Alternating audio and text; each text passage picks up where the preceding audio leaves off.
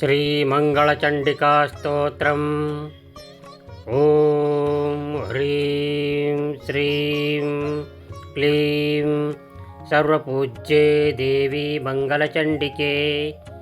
ऐं क्रूं फट् स्वाहत्येव चाप्येकविंशाक्षरो मनुः।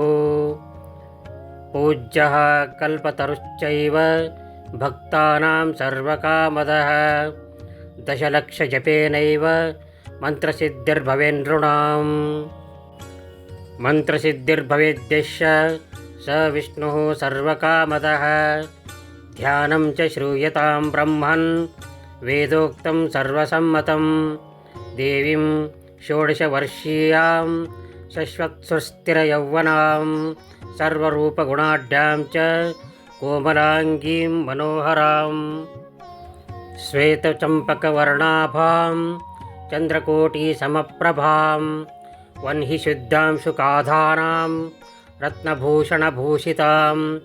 बिभ्रतीं कबरीभारं मल्लिकामाल्यभूषितं।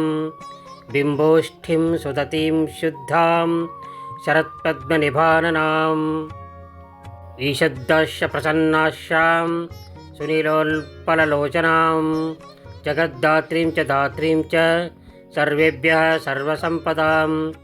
संसारसागरे घोरे पोतरूपां वरां भजे।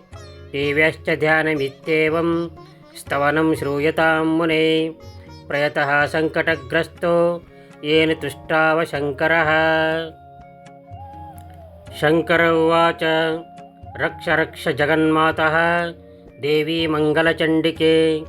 हारिके विपदां राशेर्हर्ष मङ्गलकारिके। हर्षमङ्गलदक्षे च हर्षमङ्गलचण्डिके।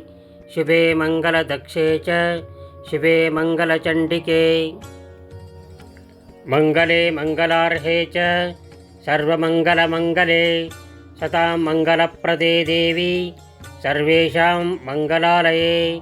पूज्ये मङ्गलवारे च मङ्गलाभीष्टदैवते। पूज्ये मङ्गलभूपस्य मनुवंशस्य सन्ततं। मङ्गलाधिष्ठातृदेवी मङ्गलानां च मङ्गले। संसारमङ्गलाधारे मोक्षमङ्गलदायिनी। सारे च मङ्गलाधारे पारे च सर्वकर्मणां। प्रतिमङ्गलवारे च पूज्ये दुर्गे सुखप्रदे। स्तोत्रेणानेन शम्भुश्च स्तुत्वा मङ्गलचण्डिकां। प्रतिमङ्गलवारे च पूज्यां कृत्वा गतः शिवः। देव्याश्च मङ्गलस्तोत्रं यः शृणोति समाहितः तन्मङ्गलं भवेच्चस्वन्न भवेत् तदमङ्गलम्। प्रथमे पूजिता देवी शिवेन सर्वमङ्गला। द्वितीये पूजिता देवी मङ्गलेन ग्रहेण च। तृतीये पूजिता भद्रा मङ्गलेन नृपेण च। चतुर्थे मङ्गले वारे सुन्दरीभिः प्रपूजिता। पञ्चमे मङ्गलाकाङ्क्षी नरैर्मङ्गलचण्डिका। पूजिता प्रतिविश्वेषु विश्वेशैः प्रतिमा सदा।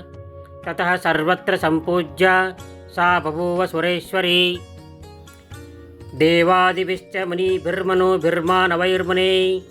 देव्याश्च मङ्गलस्तोत्रं यः शृणोति समाहितः तन्मङ्गलं भवेच्चस्वन्न भवेत्तदमङ्गलं। वर्धन्ते तत्पुत्रपौत्रा मङ्गलं च दिने दिने।